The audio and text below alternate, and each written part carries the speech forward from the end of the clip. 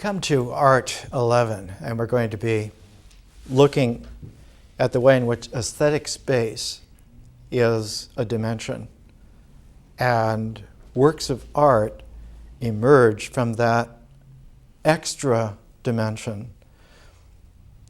But something else happens, because when art comes into play, ritual goes out of play from our attention.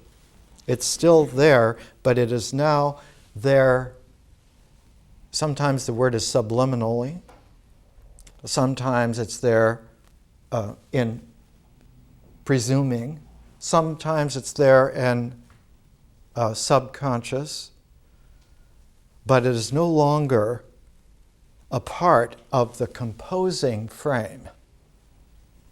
And the composing frame, as we're learning, is best looked at not in terms of geometry, but in terms of phasing.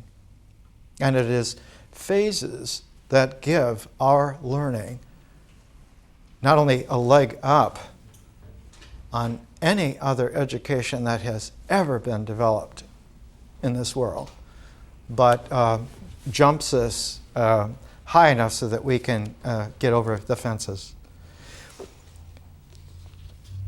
This is a book typical of modern science, Quantum Phase Transitions, published by Cambridge University Press in England. The first book to describe in detail the fundamental changes that can occur in the macroscopic nature of matter at zero temperature due to small variations in a given external perimeter. It's a study of the electrical and magnetic properties of everything. Two items that begin right away with basic concepts. Page 1. What are we looking at when we're looking at a quantum phase transition? He's going to give us two introductory qualities which you'll recognize are concomitants of the way in which we're learning by phases. He begins, what is a quantum phase transition? And the first thing he does is he introduces a special kind of focus, not a focus at a point, but a focus where there are a collection of possibilities of that point, and in math it's called a Hamiltonian, because of the man Hamilton who developed it several hundred years ago. Consider a Hamiltonian, H, G, whose degrees of freedom reside on the sites of a lattice, that is, of a crystalline structure, of a stable, symmetrical structuring, and which varies as a function of a dimensionless coupling. A function of a dimensionless coupling. Pairing. That there is such a thing in reality as a pairing without dimension. Now, this is very peculiar, and of course, the contemporary world is very peculiar because it has come upon, again, a level of refinement like ancient wisdom. And unfortunately, we have to find a way to convey this most traditionally arcane reality to hundreds of millions of people now, so they can participate in deciding how to run the world and their lives and not be taken over by an oligarchic few who, though they wouldn't understand, nevertheless would commandeer it and the powers attendant on it. It isn't just molecular engineering or recombinant DNA or physics gone wild or many other aspects that could be there. Frankenfoods are just the tip of the iceberg. It's important because the dimensionless coupling in this kind of a ground state of energy. This ground state of energy will generally be a smooth analytic function of G. The main possibility of an exception comes from the case where G couples only to a conserved quality, where there in the pairing, there's a commuting process that is available. The focus, though, he says, the phase transition is usually accompanied by a qualitative change in the nature of the correlations in the ground state. It isn't just that something changes, but it correlates in a ground state context, carry the oomph of the change. They carry the amperage of the change. Just having a form that changes or a process that changes is a minuscule percentage of the change. The biggest expanded energy of the change is in the way in which the correlates to the ground state will change. And one of the qualities that's peculiar is that if you have a dimensionless ground state, you will also then have something very peculiar. You will have something where it is important to notice that the discussion above refers to singularities in the ground state of the system. So strictly speaking, quantum phase transitions occur only at zero temperature. Now, if you have no dimensions and you have zero temperature, it means, because heat or thermal is always the quality of thermodynamics, heat is always a dynamic. It isn't just that something moving creates time, but something moving also generates heat. If there is no dimension and zero temperature, the only way that you have to deal with anything that is context by that reality is in a second order phase transition. You have to go to a second order, which means it is a transformed expression of it to give you then the ability to recalibrate and get real. Nature has a very deep integral in that whatever happens in nature eventually comes together and comes together and comes together. It has a definite tendency to integral, to constantly correlate and interrelate until it does come into alignments and finally comes into what we call the universe, the one place where all of it is, so that isness tends to integrate until it is an allness, a oneness. Now, what is peculiar about this is that there are many ways, other than just saying one, that you can express it. You can express it as a ratio. 1 over 1 equals 1. Fine. 1 over 2 plus 1 over 2 equals 1. In other words, you can get into proportions, you can get into ratios, not just fractions, but fractions which have proportionate ratioing, which still come back to the unity, the integral. But it would be like somebody constantly breathing in and never stopping. You have to also breathe out.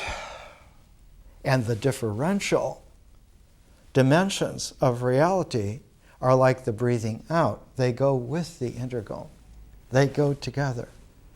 And so the whole cycle is not just breathing in to be me, to be alive, to have it, but breathing it back out into, is it the universe now? Something has happened that is a phase transition. Between breathing in and breathing out, there is a split second where you have stopped breathing in and you have not started breathing out yet. That split second, it can be a picosecond, a nanosecond, a femtosecond, an attosecond, which is a trillionth of a second. Nevertheless, that occurs, and that is a zero, motionless instant that happens. And so the breathing cycle actually has a femtosecond of zeroness, of no dimensionality, of vanishing of the integral before the differential is expressed.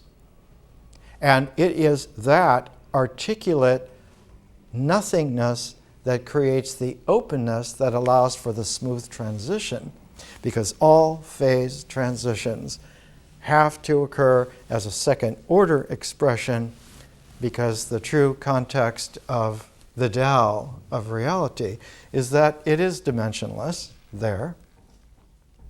And not just there, where's there? The there exceeds the ability to have a designate. And so we have acclimated ourselves to using the term Tao, or in Zen, the saying, one of the most powerful koans, riddles, wisdom riddles ever developed in Japan, where they refine everything to the nth degree. It's given the name Mu. And the koan Mu is, emptiness is form, form is emptiness. One of the most brilliant presentations of this understanding is in the sculpture of Henry Moore. And Henry Moore, who we're pairing with the greatest Chinese artist of the last 300 years, Qi Pai Shi, it's an enormously interesting thing that a British sculptor and a Chinese painter, poet, calligrapher should almost at the same time, in the same century, express very similar kinds of understanding, all based on an aesthetic space being supernatural. Being supernatural in the sense that it takes nature all the way through its complete inhale and then allows for an articulate openness that is nothing in itself to then express back out. And that the universe works this way, breathes this way, is true of all energies. All bodies will emit, and all bodies will receive. And so everything breathes in this way. And one of the original writings that 1,000 years later became the origins of Zen in China, the writings of Chuangzi that we took to open our second year. Chuangzi and the Hermetic treatise on the mind shepherd, the creative mind shepherd, the Poimandres. Chuangzi, as we read, and you can go back to Vision 1's tape and see, Chuangzi wrote that there seems to be an invisible key, a qi, an energy that goes through all of the openings of the world. And each opening in the world has its own particular sound, so that for someone who is alert to be able to hear the real, the world is an overlay of a complexity of sounds of this energy wind of every conceivable variety. And that it doesn't register as anything because it is everything. It is allness. It is completeness. And so what we hear is nothing, though what is really there is everything. The same as why is space black? Why is space dark? Because space is not dark, because it is so highly energized that the energy goes off the chart of visibility. It cannot be seen by visible focus. But if you expand your ability to detect the energy spectrum, the electromagnetic spectrum, you can find that empty space is full of energy all the time, chock full, to almost supersaturation.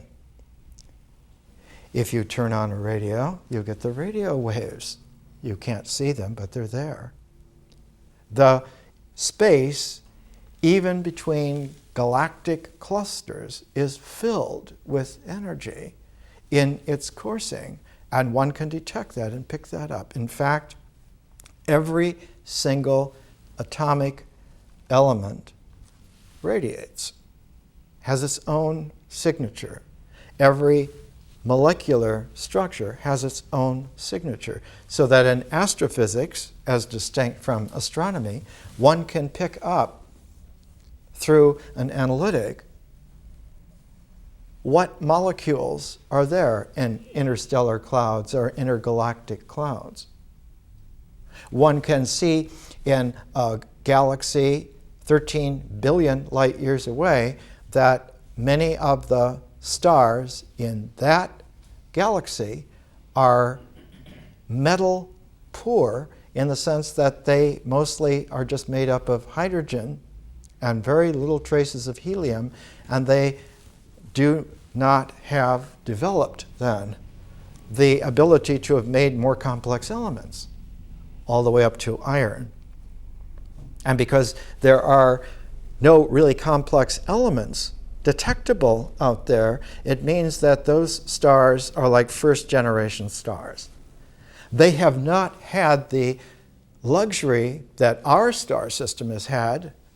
Our star system came into being just 4.6 billion years ago. The universe was already 10 billion years old. There were many generations of stars, and many of them went supernova and made elements much more complex than iron, all the way up to uranium. And so to have those more complex elements took time, took not just time, but took phase transitions to bring to this nourishment and enrichment. And what we're learning here is how to bring ourselves in a very limited cycle of time, 2 years only, all the way through the entire double cycle of phase transitions, including the phases which brought us to where we are. But where we are is largely uncoordinated and unknown. There are very few people who know where we are. What time is it in the universe? Or as Jack Kerouac wrote in one of his writings, is it Friday afternoon in this galaxy? We don't know. Whereas one can know, and the knowing takes a very special form. And we, at the beginning of Symbols, when we talked about William Faulkner, we talked about how old hunters found their way in wildernesses. They didn't have any maps, they had no compasses.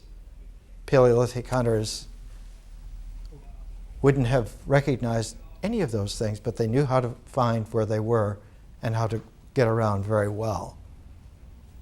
150, 200,000 years ago, 500,000 years ago, 2 million years ago, Homo erectus was traveling most of the African Eurasian continental mass 2 million years ago very comfortably.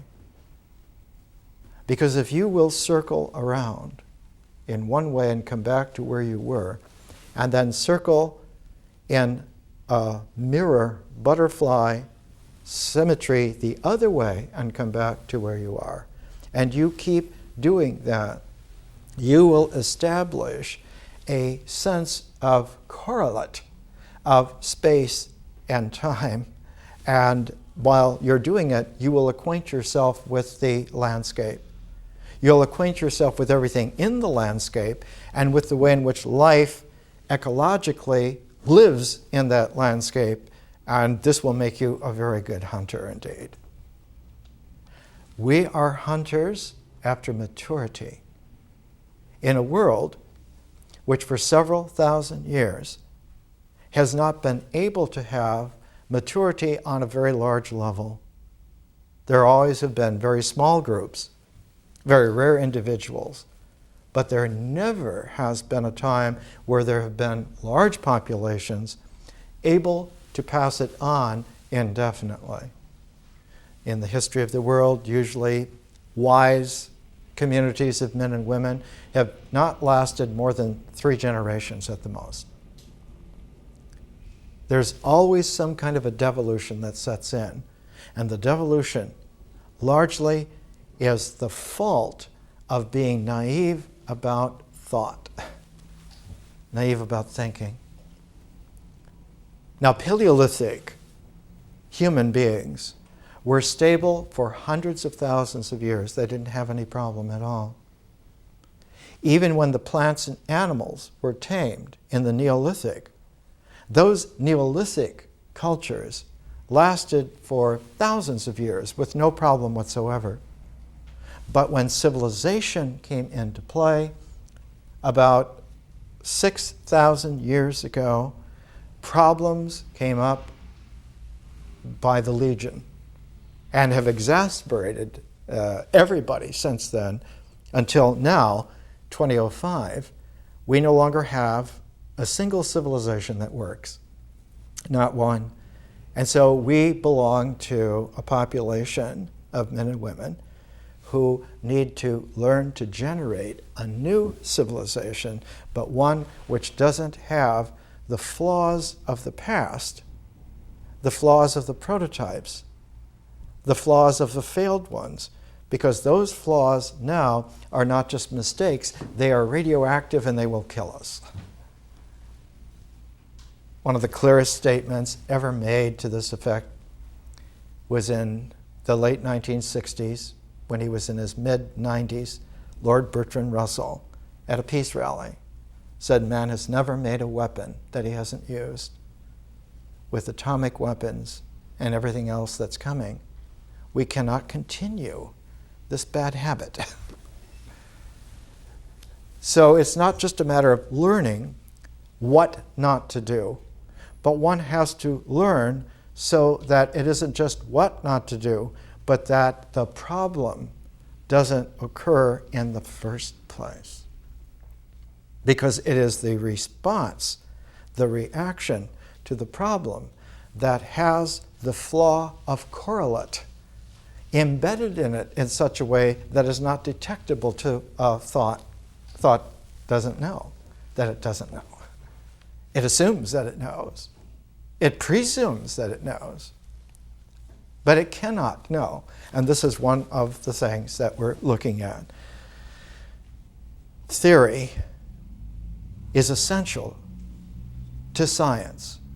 Theory is essential to art. The arts and sciences all come out of theory.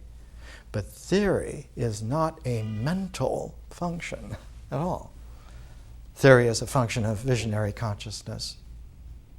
And the function of visionary consciousness is actually a second order, just like in quantum phase transitions, so that the whole ecology of consciousness has to be looked at with remembering that you're dealing also with the zeros and the infinities and not just with ones. So that in a natural world, the binary that is able to express everything is 0 and 1. Computers work on that. You can express anything in multiplications, complexities, refinements of 0 and 1. But all that is expressed in that belongs in an integral nature, which the mind is at home in its integral symbolic phase. But it cannot know that it has absolutely no acquaintance whatsoever with a zero approaching infinity kind of a math, with a zero approaching infinity art of conscious living, of artistic spirit. And so there are many persons in cognitive research who insist that consciousness is an epiphenomenon, obviously, and that spirit doesn't exist, when the fact in reality is that spirit is at least 2 to 3 orders higher than existence. It isn't just that body and mind, and then spirit is another thing like that at all.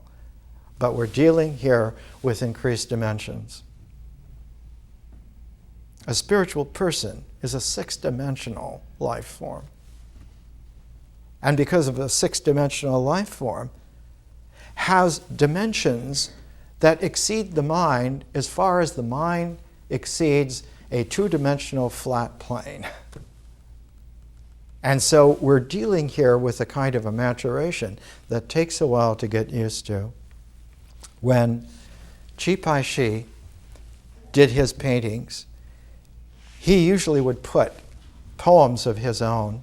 On one of them, he wrote, "Don't worry about the falling sky with nothing to shore it up. There is the Western Hill right in front of you." The Western Hills are outside of Beijing, a number of miles. And in the Western Hills, there are a lot of monasteries, Taoist, Chinese Zen monasteries, Buddhist monasteries, rich villas now. And so the Western Hills were always the sign that one was able to leave Beijing and go back into the mysteriousness of nature, go back into the hills. What is there in this poem is a Chinese aesthetic which is indelible, both East and West. And we're going to talk about it in terms of Henry Moore today, and we're going to talk about it in terms of Chi Pai Shi's expression of the Chinese aesthetic. It amounts to this. When something exists, when it is, it's there. And it can be represented. You can make a sign for it. You can make a correlate for it. It's representational. But as soon as visionary consciousness comes into play as a 5th dimension, a quintessential dimension, something is not just existentially there, it is there. And so one says it is there presentationally. Now, what has changed here is that the symbolic mind has discovered a perforation of the symbolic idea of representation, of the experiential mimesis of existence, of ritual comportment to objectivity, has discovered that there is a perforation now in representation, in the symbols of the mind.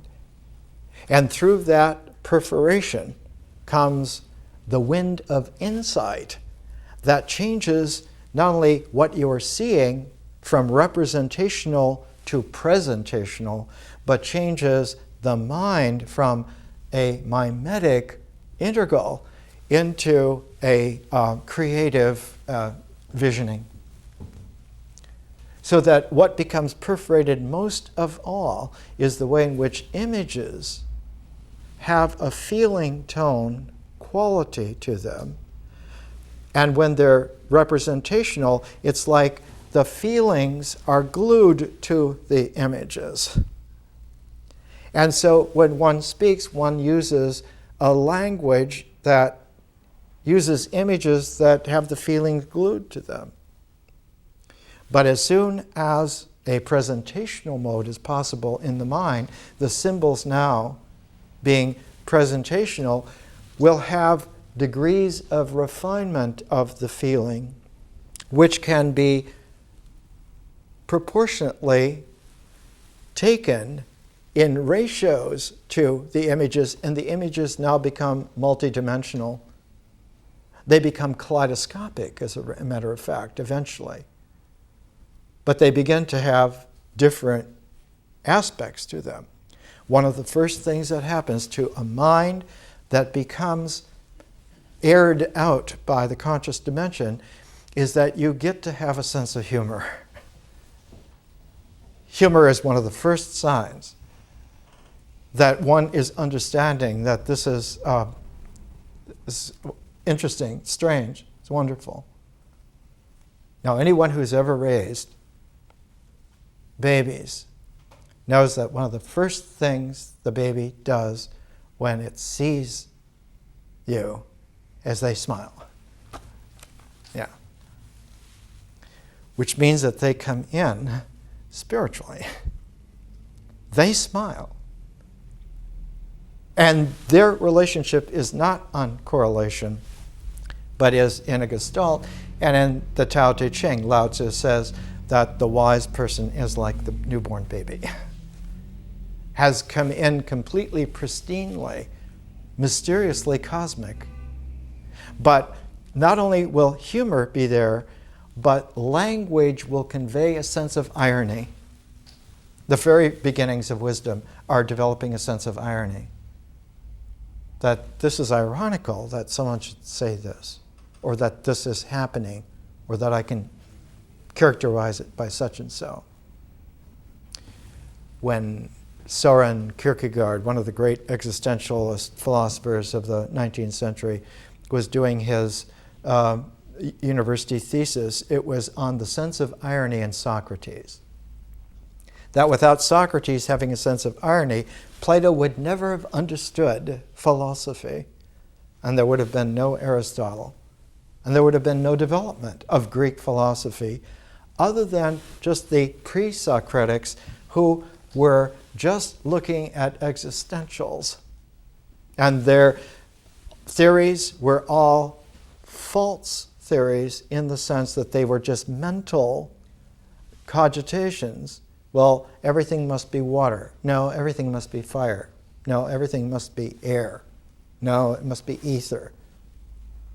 And so all the pre-Socratics had their feelings glued to images that were correlate to a structure in the mind that was purely aligned to existentials.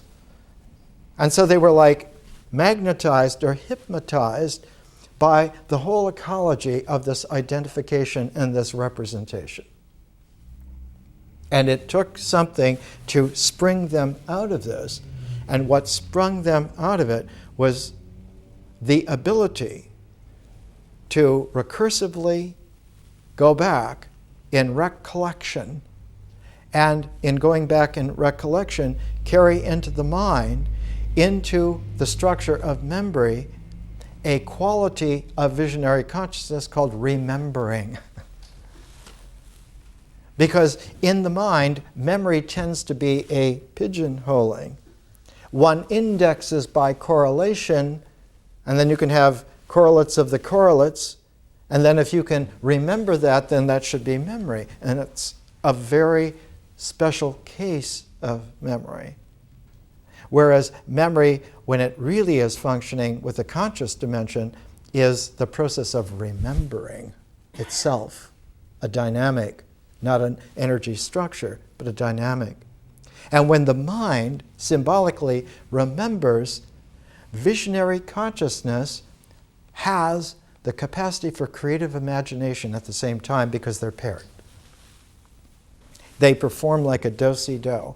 And if the one appears in the other then, like the verso of the two sides of a coin, will appear in the other. And so as the mind relearns, recalls, remembering, creative imagination and the consciousness functions. And when it functions, that's the aesthetic theoria that makes art and science possible. It is the simplest thing once you understand it, but it cannot be understood by the mind alone. It has to be understood, in fact, not by the individuality of the mind, but by the personal art of one's differential conscious life. And so this is the challenge. And the reason why art is so important is because it delivers for us a stability, like a prism, like a lens, by which we can discern that we are real on this scale, in this calibration, and that we include the mind, and we include the body, but we include them in this larger realm. If they seek to just include us, it's like a vacuum cleaner trying to vacuum the spirit back into the bag. And minds are very good at this. They think up all kinds of ways to limit access to somebody having raw, wild, intuitive adventures in vision. And if you're going to learn art, you better learn it the way in which we're going to teach it to you. One of Henry Moore's most interesting sculptures is based on sheep, because he likes sheep. And he likes sheep especially in green, wild pasture lands. And so he put his sculpture on sheep out in the green, wild pasture lands. The arch in the sheep sculpture is the beginnings of the wisdom of the holes that perforate art forms, and Henry Moore's sculpture in particular. Let's take a break and we'll come back right here.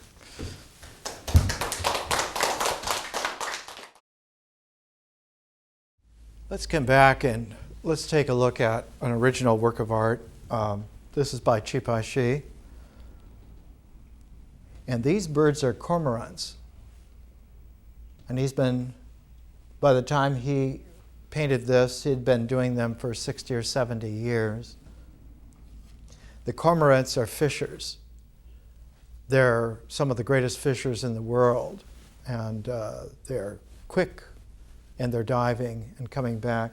And he loves the resonant forms because all cormorants seem alike, like penguins, but when you cluster them, you get this very interesting kind of like a growth out of the rocks on which they love to fish.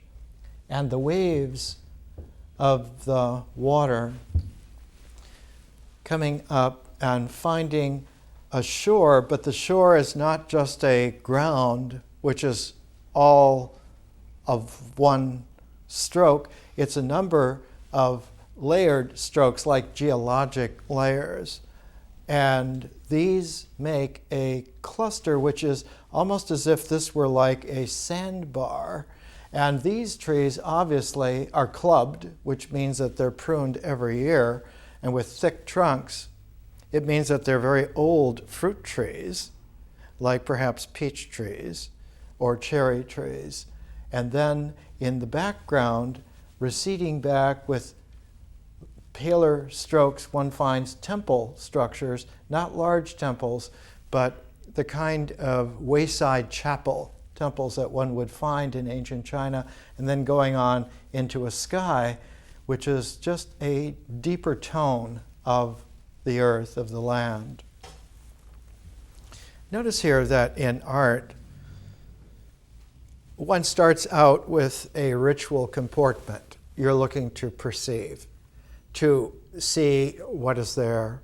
And as you look, you build in the ritual structure of your perception, you build a sense that your eye has followed a kind of a path that has correlates to it, and so you begin to get ideas about what this is and what it's about, so that the conception is linked correlately to the representation, and the perception is the existential ground for the perception correlated in the mind in symbols, and the correlation happens not in the mind or in the ritual, but happens in one's experience.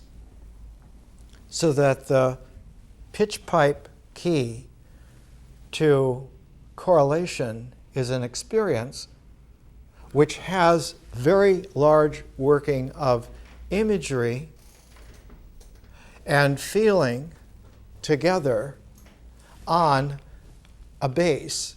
And that ritual base, the ritual action, is the base upon which all the images and thus the attendant feelings are grounded, and they have that support. And so the mind is like the top of a pyramid where the ground of your ritual perception getting represented in an experience of correlation and then put together symbolically in your mind. And all of this makes a very stable structure, a very stable frame.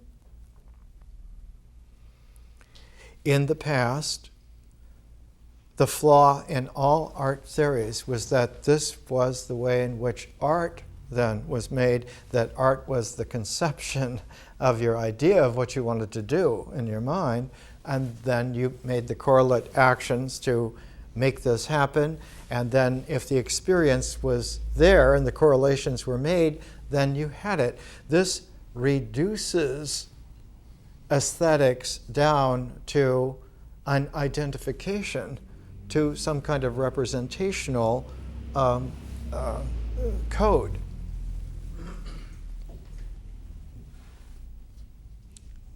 It would be bad enough if it were just a flawed aesthetic theory, but the theory also is about how you make persons. And so one's personality was a mental structure composed of all the right correlates because the representations were accurate to perceptions that were ritually prescribable. All of this imprisons human beings. All this distorts every finer aspect of a human being. And all of this is flawed and deeply suspect. It makes a faux psychology out of aesthetics. And while psychology is a very good thing in and of itself as a discipline, a faux psychology posing as an aesthetic produces junk art, not even good craft. But what is deeper and more expanded and more pernicious is that cultures pretend to be civilizations and they are faux civilizations. Cultures are real cultures, but no culture, no combination of cultures, not all cultures together will make a real civilization. It's like having a city with all the different kinds of people in their own little ghettos. And you say, well, this is a big city. It has all these neighborhoods, it has all these districts, all these ghettos, and they are culturally identified with those areas, with our kind, and whoever isn't in it's a different race. I remember two old Italian men in San Francisco playing bocce ball on the marina, and they were complaining about this guy who was Polish. He's of the Polish race. We're of the Italian race. He's always trying to butt in. He's always trying to strike up conversations. We just want to have a good time playing bocce ball. Yeah, such a guy. When culture, which has its strength and health because it participates in nature, culture and nature can flow together. But when vision comes into play, it moves in the other direction. It doesn't move integrally, it moves differentially. It's at home and likes possibilities. It likes presentational possibilities and doesn't want to be stuffed into representational doctrines. It doesn't want to be told what to do ritually. And so the artist or the spiritual person is supernaturally an antagonist to the mental representation of ritual base that generates a limited culture. And so art has this ability to generate another kind of a process which will be a transform of the mythic phase. And that transform will be history. And history is the process in which civilization occurs. Not civilization as a form, but as a process. Civilization is a historical, conscious phase process. And it's a very interesting thing because cultures are inherently unable to function in historical consciousness. They characteristically represent it and conceive of it and arrange their ritual comportment actions so that instead of getting history, you will get something that is called our tradition. Now, when tradition is natural, it's very important and it has its place, like all these phases have their place. But you cannot project a cultural tradition into a historical process and think that you're doing anything real. You can't even project it into visionary consciousness. Now, one of the qualities that's there in visionary consciousness is always this presentational exclamation. How many languages have exactly the same expression that when you're in a visionary moment, the Old English Bible language is lo.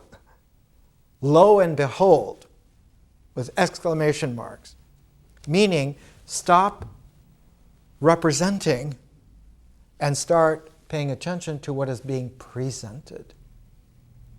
And when you have a presentational quality, alert, then your vision continues because it's alert now to this process. And instead of just having a moment of consciousness, instead of having just a little glimpse of something visionary, instead of having a prize instance where you really saw something new, or you really got something new about someone or yourself, now the process is able to continue in its own right. And when it does, it expands, not as a form, but it extends its presentational there-ness.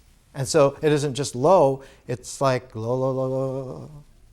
Really, one gets to have the dimension occur in its own right. And when it does, one sees that it has transformed two things at the same time. Vision has transformed the mind so that it can remember, and so that consciousness can create imaginatively. But it has also transformed nature so that nature now is more supernatural, it's more magical, it's more possible. Art does the same thing for ritual that vision did for nature. Now, without the phase form, none of this is easy to understand at all. Because the mind will use its own techniques, its own structure, and will unknowingly distort it. Not distort it in natural terms at all. The mind can be very accurate. It can integrate the natural ecology very well. But it does not know anything beyond itself until it has a further dimension of remembering. And that recalling is something like the baby smiling before it's ever been told that there is such a thing as humor. because the smile of the baby is actually the deeper expansion, the truer aspect of humor, and that is love. Love. And while the code, temper of the way in which nature works is life, that in consciousness is love. And love is just as important as life. For a fuller, humane, not just life, but for one's actual ability to love and to be loved. So that art, it's easy to understand that art has a lot to do with love. But it's almost impossible to understand that science has a lot to do with love as well. Yeah. Science is a harmonic expansion of art. And the love that's personal there in art becomes a love that is cosmic in science. One learns not just to appreciate some great scientist or some fellow scientist, or that what one is doing, one has come out with developing a theory. Not just a hypothesis, but the theory has worked itself out through your person, and one has been able to deepen and expand it in understanding the history of what is happened and what is happening, so that one knows where one is. Oh yes, we've had so many tens of thousands of people experimenting with RNA for some 40, 50 years, and now we're able to have all kinds of things that one could hardly have envisioned before, but now is visible. Visible in the sense that one is accumulating the ability to penetrate through the mind's openings. And in doing so, if the mind is not going to cooperate, if it sees that this further penetration of it is like really a threat, one becomes then projectively fearful of sciences like monster making, or of art of being revolutionary making. And we need only just a little bit and not too much, and we need to have control of it. And so societies become cultural wardens that forbid the development of full personality, of spirit, creativeness, of historical energies and dynamics, and especially then of science. And we see all over the world in 2005 the curtailing again and again of science more and more by reductive, regressive cultural criteria based on ritual comportments that are represented in closed minds.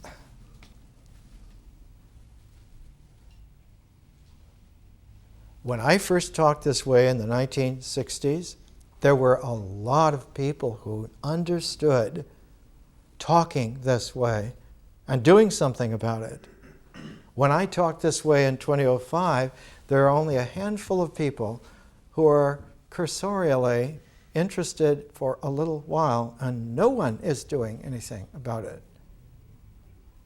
That is because history has regressed back into a mythic, cultural, representational ping-pong game between a conception that is limited and a perception that is prescribed.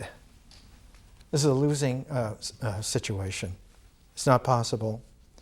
It's not possible for persons to be real. It's not possible for the mystery of love to occur. And it's not possible for life to sustain itself.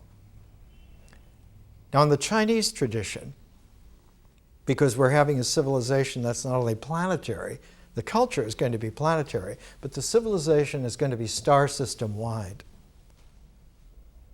But in the Chinese cultural tradition, the way in which that mysteriousness of the supernatural beyond, that the beings who live in that supernatural beyond are quite different from the beings that we have around us in the natural world. The number one being in China is the dragon. This is Qi Shi's dragon. Has a happy lunacy about it. Is mysterious, could be dangerous, but certainly could be wonderful. And in this tension, in this irony, Qi Shi captures the very essence of what art presentationally is able to deliver. That mysteriousness in that work of art is also resonant in us, so that we are of that as well. And not just the dragon. There are other magical beings, phoenixes especially. There are spirit beings called Shen, who are spirit people, who are quite real. And they love to live out in the wildernesses of the cosmos. They would love to live in town if the town were really civilized and really artful and really scientific. They would love to live in that sort of thing. But because of the crimps everywhere, they prefer to not be in town, to not be in court, in the royal oligarchic collections of things. And so one finds a very peculiar thing in Henry Moore's sculpture. His whole art was discovered by him when he began to look at what were called primitive sculptures, coming from a poor working family, miners in Yorkshire, and being sent to the front in World War I and being gassed and having to limp around with a cane for a couple of years and then coming back and finally finding himself in art school. He, for the first time, saw at a couple of exhibits sculptures of primitive art from Africa, from Central America, Mexico, from South America, and one of the primitive sculptures that grabbed him was the sculpture of Chacmul, who is the Mayan rain god, who is reclining. And Chacmul is reclining and holds a dish on his Manipura chakra, right at the solar plexus. And that dish collects the rain water and shows it so that that dish now is not just holding rainwater, but the rainwater, when it is quiet after the rain has stopped, is a mirror. It is a mirror by which one then can come to the god, the reclining god, Chacmul, and look into his Manipura chakra, into his solar plexus, into his belly, and find the sky is reflected there.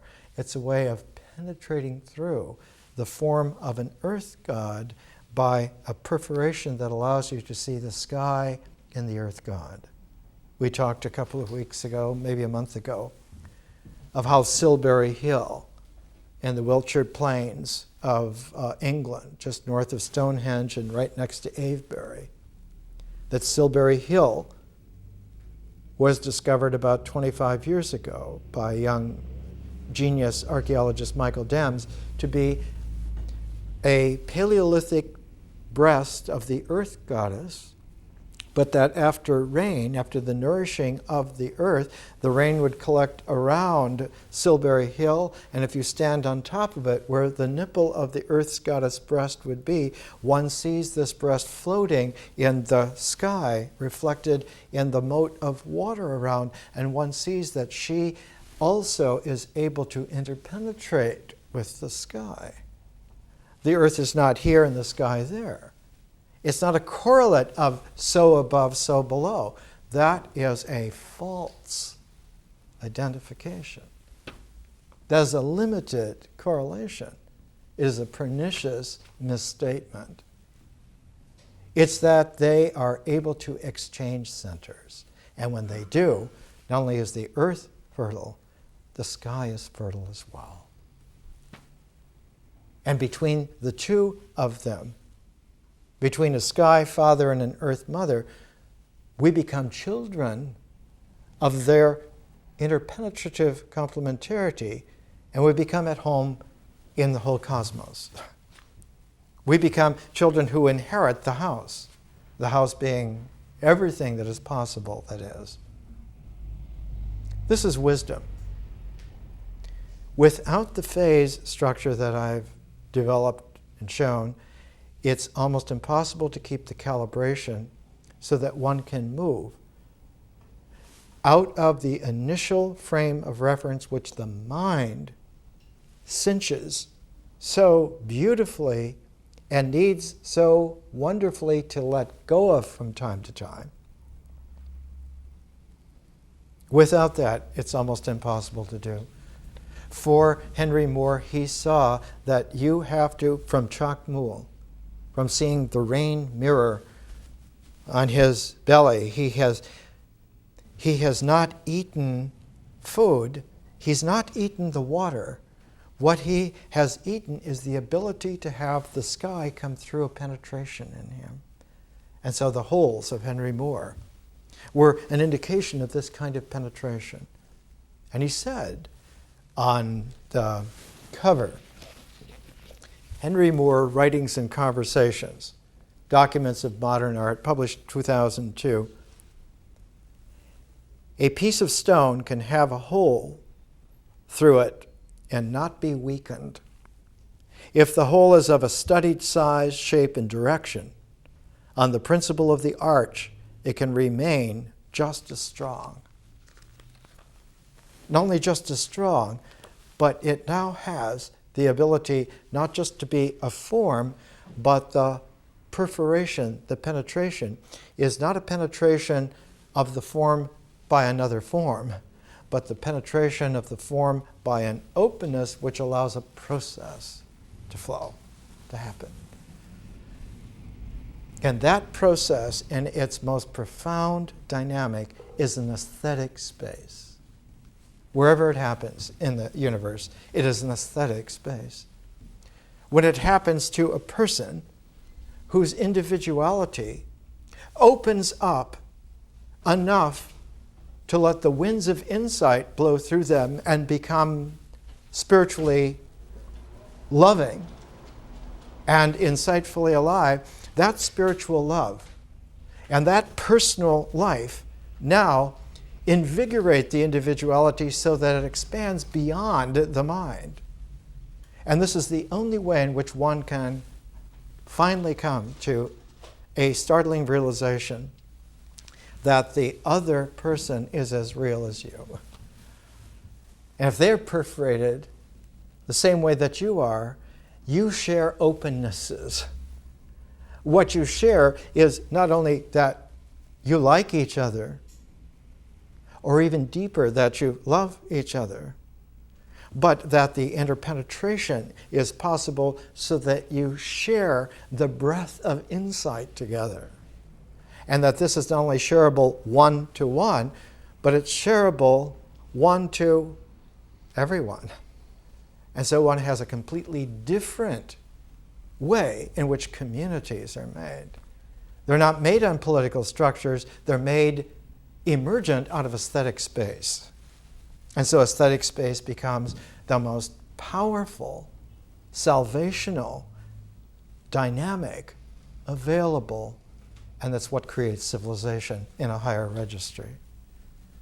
You can't have a civilization without everyone, to some modicum, caring to be together, caring about each other, able to have these interchanges on scale of whole civilization. A culture will only have it for a limited geography, for a tradition stylized geography, for a constrained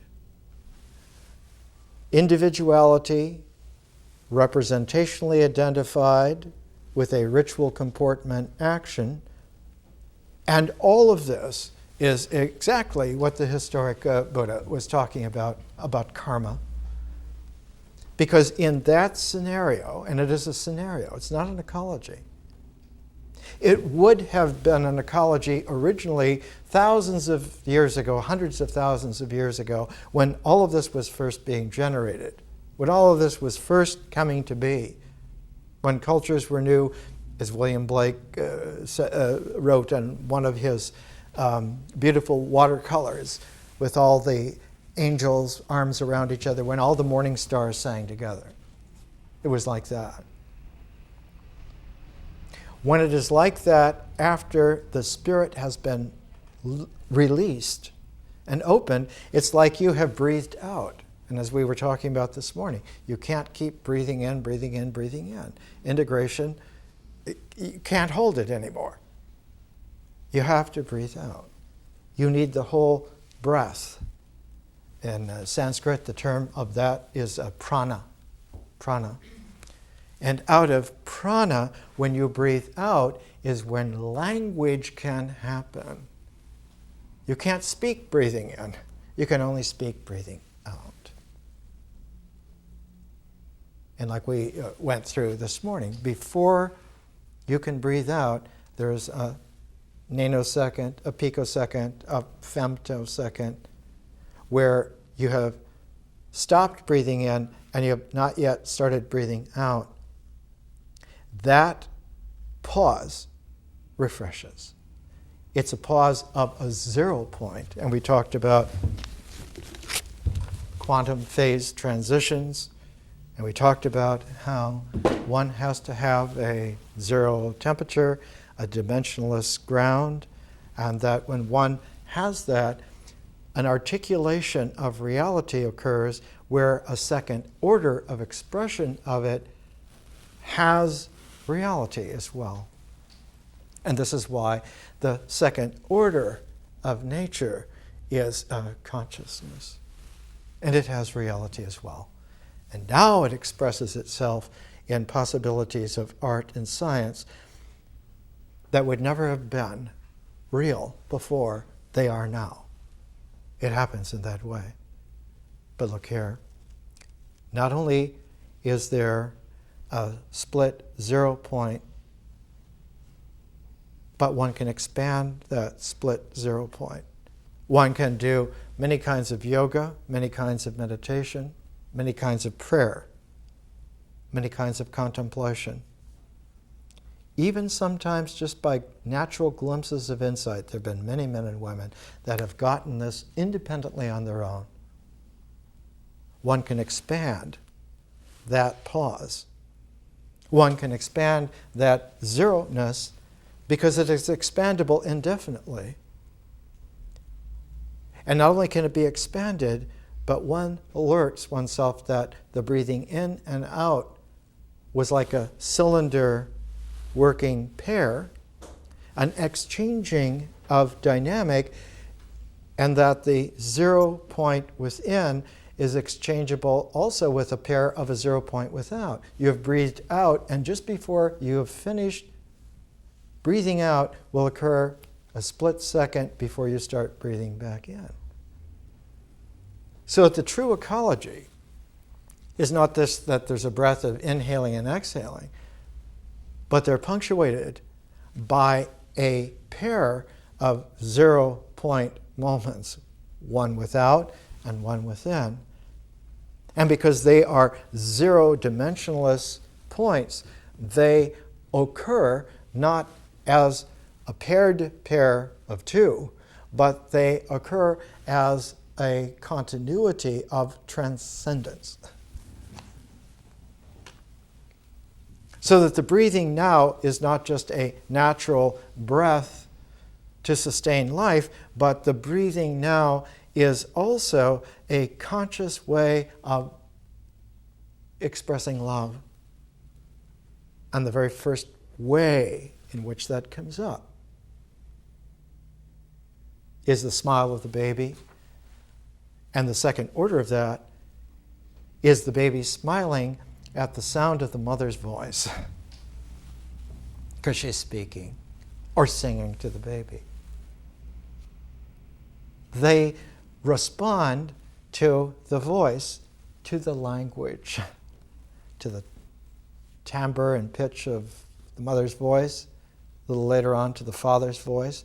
They respond to it so that the love begins to have its natural expressiveness in languaging and learns itself, eventually, without any rules of grammar, to speak. And in its speaking, will do all kinds of gibberish. And that gibberish is the creative play of its vision. Remembering in the participation of the language that's there in the love. It is impossible to overestimate the beauty of Henry Moore's contribution to sculpture. He is the greatest sculptor of all time on the planet. He says the way to see sculpture is from the inside out. That if you're looking at sculpture from the outside in, you're reducing it. The mind will do the representational correlation and idealize it. But if you include the inner space, the spiritual space of the work of art, if that is included, it learns to see from the inside out at the same time that you see from the outside in, and they pass each other, and where they exchange, where they pass each other, every time that happens, there's the magical establishment of a membrane of exchange. And that membrane of exchange is the beginning of the spiritual form. And just like the baby learning to speak, one speaks gibberish at first because one's not used to this, but after a while, one gets to where one can speak in the loving language of spiritual persons out of that aesthetic space as comfortably as one would speak out of existential space. Consciousness as a fifth dimension becomes not just natural, it becomes supernatural in the sense that the supernatural now is at home in the natural world. And one of Chi Pa Shi's greatest contributions was art forms that came out of supernatural vision that were able to go back into culture. People, peasants, workmen, more than 1 billion of them, 1,300,000,000 in China, prize him as the greatest artist of the 20th century, as the greatest Chinese figure of the 20th century. There are hundreds of millions of reproductions of Chi Pa Shi's in the homes and huts of almost every Chinese family. Because his ability never wavered. He drew this, he painted this when he was 94 years old. It's just the flowers, like I distributed some bignonia flowers earlier to you. These are the little lotus flowers that come out and reveal, as the classic Buddhist way of describing the visionary experience, the lotus can only take root in the mud. It can only get the nourishment from the mud. It comes up through the muddy water, and when it reaches the clear air, the sunlight, it blossoms. Spiritual persons have always been likened to flowers, and the lotus especially. The rose in the west from the Iranian background, and the lotus from the Chinese, Indian background. Art blossoms the person and shows that the mud of the world is nutritive. It isn't that it is bad. at all. It's that the nutritive has to be in that form, otherwise the complex rhizoming will not occur. And mud is very good. Confusion is very good for this, because confusion helps keep the constant variance of the integral experience so that it doesn't just get locked into 84 kinds of karma, and that's all that occurs in the world, and the mind then makes only those correlations that work with just those keys, and that's it. This is the way tyrannies work. And nature is not a tyranny. She's a mother who raises her children to be free, to let them go and become their own blossoms, their own flowers. It is our phases that allow us the easiest way to recalibrate, that we're not just moving a frame of reference. That would be like a stuck gate on an old film projector, and it just produces a stutter. When you have phase, form, transforms, each time you're building towards a blossoming of something even beyond the spiritual person, and that is the cosmic love. The cosmos that loves us in a harmonic. And when the cosmos breathes out again, then you have nature. Nature is the breath of the cosmos. And it doesn't just all start again, it keeps its movement dancing there. More next week.